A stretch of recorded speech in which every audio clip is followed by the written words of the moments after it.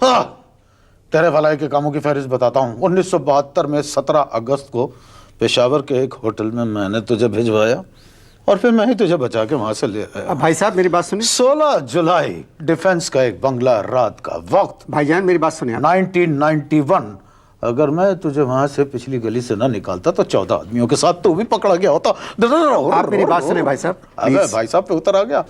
अगर मैंने तेरे नेक कामों के कारनामे बताने शुरू कर दिए ना मेरी जान, तो ये जो तुझे तमगा हुस्न कारकर्दगी हुकूमत ने दिया है ना, ये तुझे कुट भी लगाएगी और तुझसे वापस भी ले लेगी। और घड़ी देख रहा है, इसका मतलब है तू प्रोग्राम का वक्त खत्म कर रहा है। जी। डर गया ना तू? खैर कोई बात नहीं।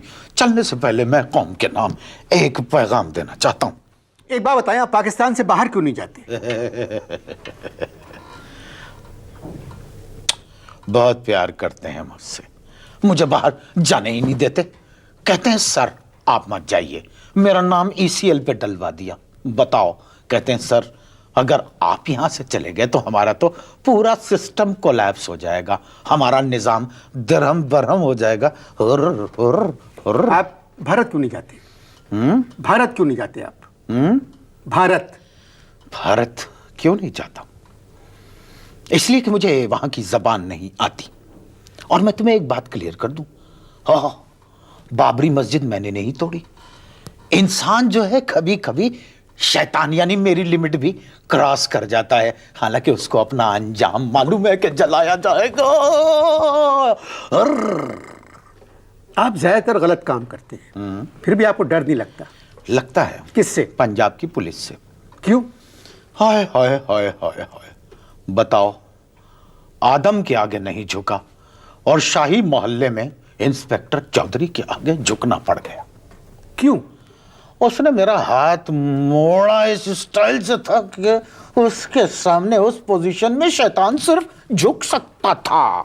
हुआ क्या था?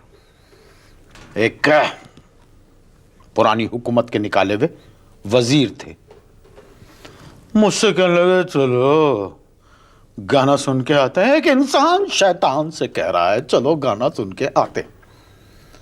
हम वहां पर पहुंचे गाना सुनने के लिए शाही मोहल्ले। कहां पहुंचे? शाही मोहल्ले में। वहां पर रक्स और सुरूद की महफिल जमी हुई थी। शैतानियत अपने उरूज पे, मतलब मेरा कानून अपने उरूज पे था। और वो बाई जो थी मुझे देख के गा रही थी, डंग टड़क डंग डंग टड़क, संयोनी मेरा माही मेरे बाग जगह आ गया, डंग टड़क डंग डंग टड़क। बस इसी टड़क पे एक खड़क हुई और छापा पड़ गया और वो मरदूद मक्कार इंसान निकल भागा और मुझे पकड़वा दिया। फिर क्या हुआ आपके साथ? कुछ नहीं। और मेरे ताल्लुकात बहुत ऊंची ऊंची जगह पे हैं, मैं वहां से निकल आया। सारा दिन आप क्या करते हैं? मैं भी तुम लोगों की तरह होता जा रहा हूं, बेकार बैठा रहता हूं, कुछ नहीं करता। एक बात बताएं, आप लोगों को मस्जिद जाने से रोकते हैं? ना ना ना ना, मैं मस्जिद जाने से लोगों को नहीं रोकता। सिर्फ एक दफा एक बुजुर्ग को रोका था। क्यों? अपनी बीवी से झूठ बोल के घर से निकले थे कि मैं मस्जिद जा रहा हूं, मुझे मालूम था कि वो कहां जा रहे हैं। जैसे ही वो घर से निकले बुजुर्ग, मैंने कहा कुछ नहीं, उनके आगे गटर था उसका ढक्कन हटा दिया।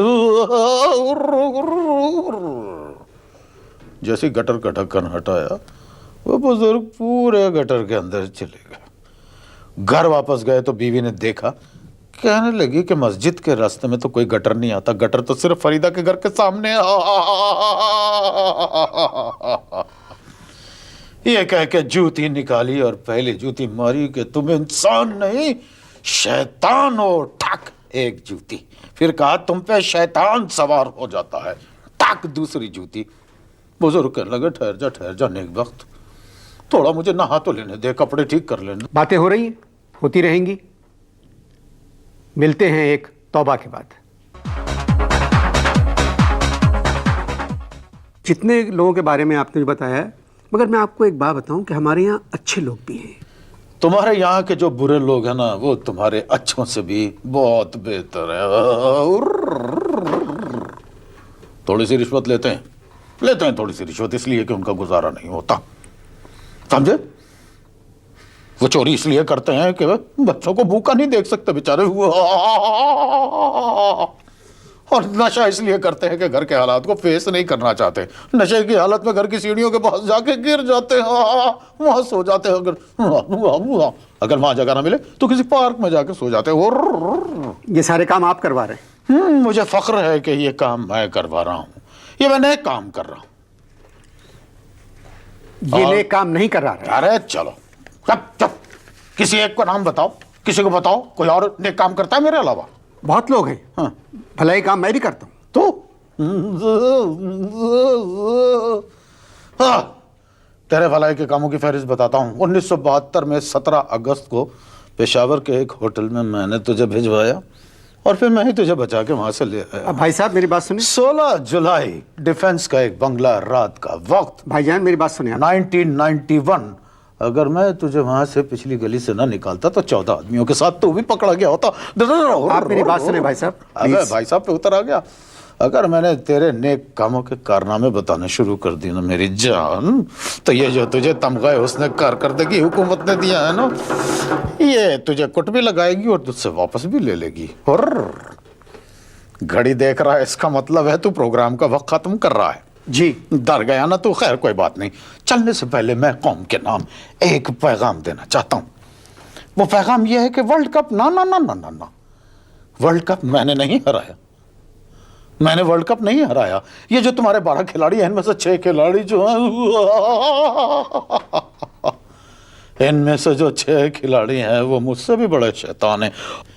एक तो ऐसा खतरनाक शैतान है एक खिलाड़ी कि उसकी एक हरकत पे तो मेरे मुंह से निकल गया लाहौल।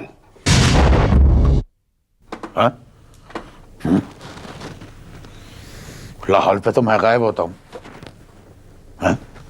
ये कैसे गायब हो गया? अबे ये तो मेरा भी बाप निकला।